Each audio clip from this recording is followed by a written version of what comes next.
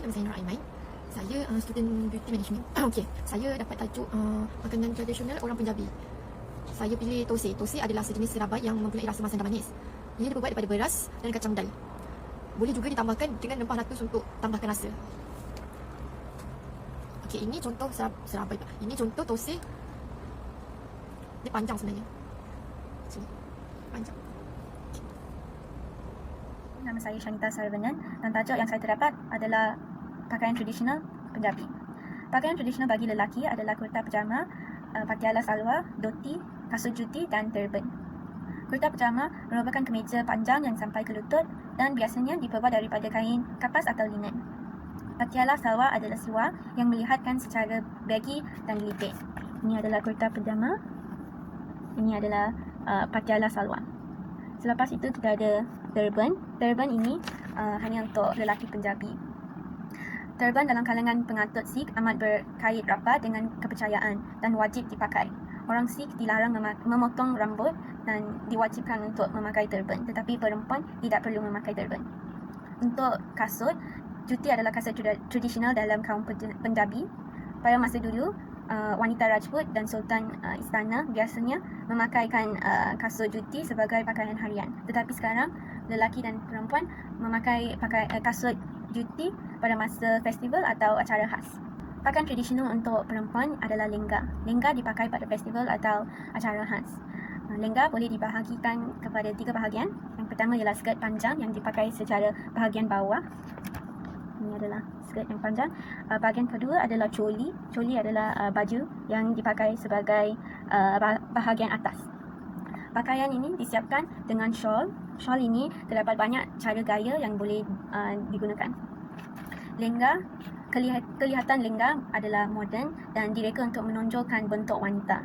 Reka bentuk lengga ini mendapat inspirasi daripada budaya Mongol dan lengga ini biasanya dijual mahal.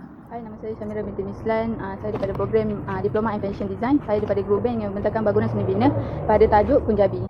Dengan itu, saya memilih kuil emas Harmandir. Okay, ni. Ini guru dia, Seri Guru Granth Sahib Ji. Okay. Tempat ini dianggap sangat suci kerana menempatkan kitab Seri Guru Granth Sahib Ji di dalamnya. Seni bina ia direka bertujuan sebagai tempat menerima semua penziarah dan pelawat berbidang agama yang sudi beribadat di dalamnya. Secara sama rata, Seri Guru Granth Sahib adalah sastra paling suci dalam agama Sind. Guru Sind ke-10, Seri Guru Gabit Sind pada 17 Oktober pada tahun 1708. Menjadikannya Guru Sind yang kekal dan pemimpin agama Sind. Di mana sahaja di dunia di mana Guru Granth Sahib hadir sama suci dan berharga bagi orang Sind. Harmandir Sahib dibangunkan dengan 4 pintu untuk menunjukkan bahawa setiap agama atau kepercayaan dibenarkan masuk untuk bertakafur atau hanya mendengar doa untuk kedamaian. Dan Harmandir ni disaluti 562 emas di bahagian atas. Okey, itulah bangunan yang saya memilih dalam tajuk Punjabi. Assalamualaikum warahmatullahi wabarakatuh. Nama saya Rabiatul Adawiyah binti Fauzan. Tajuk utama saya ialah permainan tradisional bagi kaum Punjabi. Terdapat 2 jenis permainan tradisional iaitu kabadi dan kokla chapaki.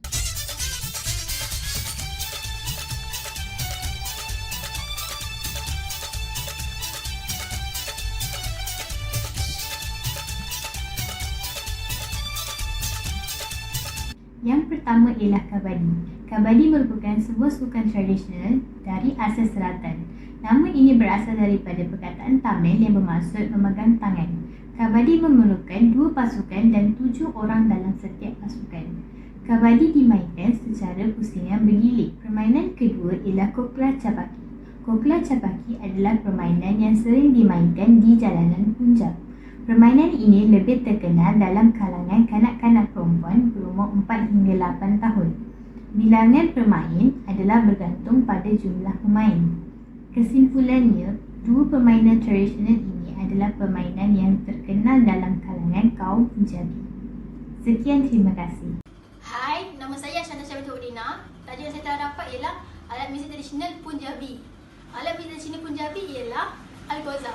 Algoza ialah instrumen yang paling popular di Puncak dan Rajasthan yang mempunyai 2 kombinasi yang dimainkan 3 jari di setiap sisinya.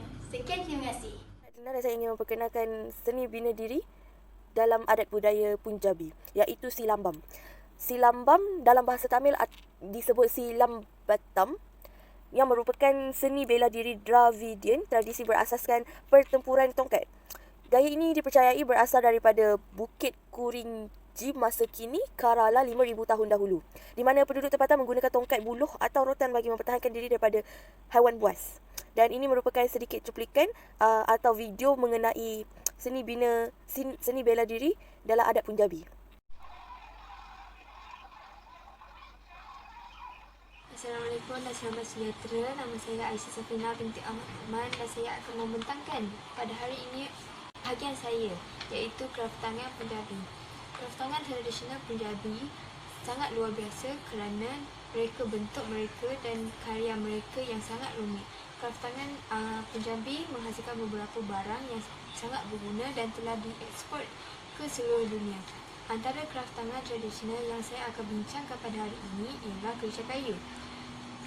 Kerja kayu di Punjabi sangat terkenal kerana tukang kayu Punjabi yang sangat mahir membuat perabot yang kuat, tahan lama dan pada masa sama menarik secara visual. Keistimewaan mereka terletak pada membuat tempat tidur yang kreatif, tempat duduk yang rendah dan selesa yang disebut sebagai piras, dengan meja kecil tetapi ukurannya sangat kecil dan unik untuk para Punjabi. Mempunyai kaki yang berwarna-warni yang diukir disebut sebagai pawas. Pelbagai motif haiwan burung, pemandangan semula jadi dan corak geometri yang digunakan untuk mengukir pada pawas. Antara contoh kerja kayu yang saya boleh berikan ialah kotak hiasan. Kotak hiasan adalah tempat untuk meletakkan barang kemas mereka dan banyak digunakan oleh para wanita di Punjabi. Ini adalah contoh kotak hiasan itu, dan ukiran kayu menggunakan kemahiran mengukir, menora, mewarna dan menyisipkan. Terima kasih. Christina Zafira dan saya akan terangkan tentang simbol Punjabi. Di sini adalah simbol yang telah saya lukis dan telah saya warnakan. Ia sangat mudah difahami. Terdapat 3 senjata di dalam simbol ini, iaitu di tengah simbol ini adalah kanda dan 2 ini adalah lebih senang disebut pedang, dan di tengah ini, bulatan ini dipanggil cakra. Di tengah simbol terdapat 2 pedang, terdapat pedang yang bermata 2 melambangkan kekuatan Tuhan yang mengawal seluruh nasib di alam ini, tidak kira baik atau jahat. Salah satu pedang melambangkan keadilan ilahi yang menyiksa dan menghukum para penjahat.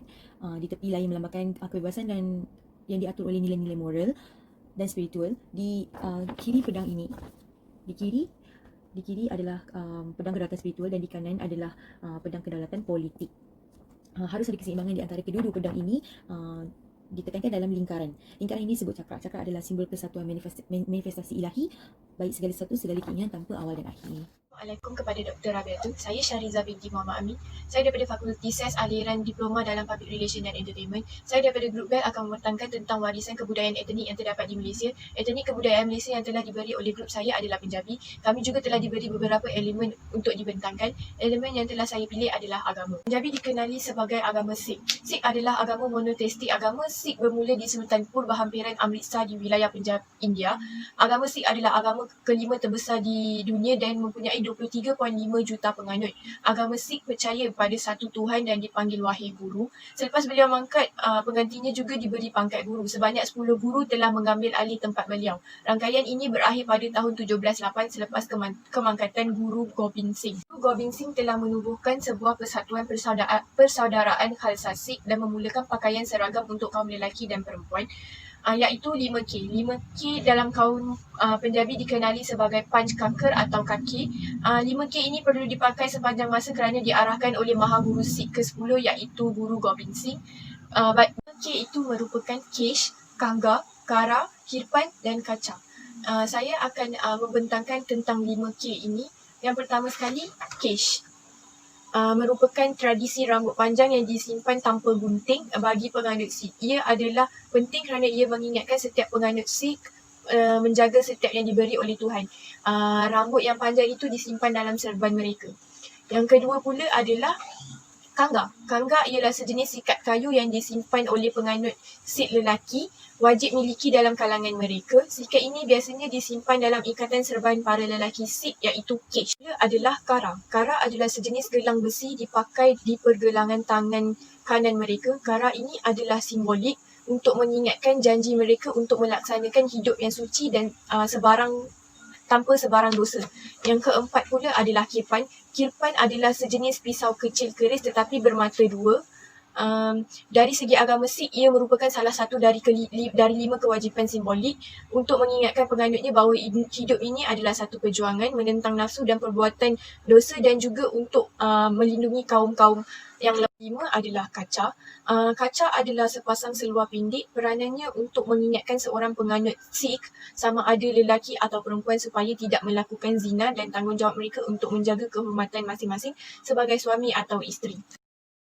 Hai, nama saya Nisa Turaya. Hari ini saya ingin membentangkan tentang perayaan Punjabi. Vaisakhi merupakan salah satu perayaan yang amat utama dalam kalender Sikh, memperingatkan penubuhan Khalsa pada tahun 1699. Adalah tahun baharu Sikh. Vaisakhi juga disambut sebagai permulaan tahun baharu oleh bangsa di India, setengah rantau lain di India. Dengan tertentu yang dihubungkan dengan perayaan ini menunjukkan kepelbagaian antara rantau di luar Punjab. Di Himachal Pradesh, Dewa Hindu dipuja pada hari Vaisakhi sementara di Bihar, Dewa Matahari diberikan penghormatan. Selain Punjab, Vaisakhi juga disambut sebagai pesta menuai di beberapa negeri lain di utara India termasuk Haryana, Himachal Pradesh dan Uttar. Bagi menyambut perayaan, para penganut berkumpul di Gurdwara atau dikenali sebagai tempat ibadah Sikh. Sambutan bermula awal apabila penganut yang membawa bunga dan persembahan pergi ke Gurdwara sebelum subuh. Perarakan sekitar bandar juga atau kebiasaan Vaisakhi merupakan hari kelahiran Khalsa iaitu dikenali sebagai orang-orang suci dan para penganut Sikh diberi identiti yang jelas tata laku untuk diikuti. Ini adalah salah satu contoh baju yang dipakai pada hari perayaan tersebut iaitu baju Punjabi seperti ini. Ini adalah contoh baju.